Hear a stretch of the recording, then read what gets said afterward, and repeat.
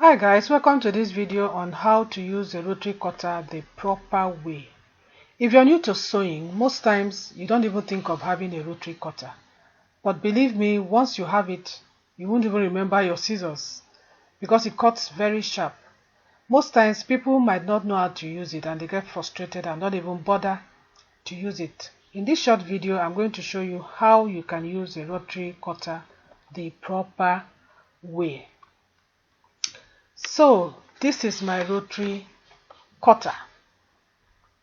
It's my best friend in sewing. I've been using it for like ages. I don't even remember when I did not have a rotary cutter.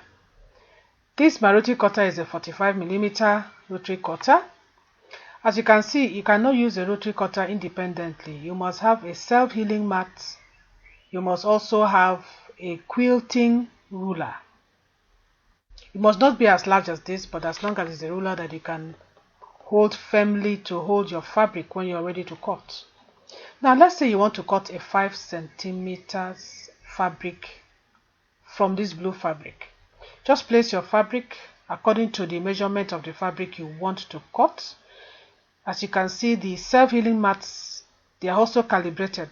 This is calibrated in centimeters. So place your fabric well, and when you want to cut, please use your rotary cutter away from you, not from out towards you. I repeat, away from you.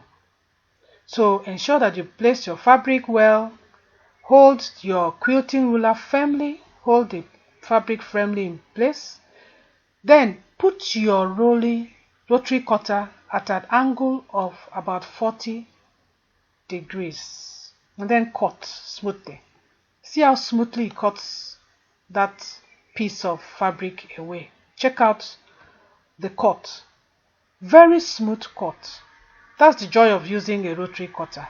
It gives you very straight and smooth cuts.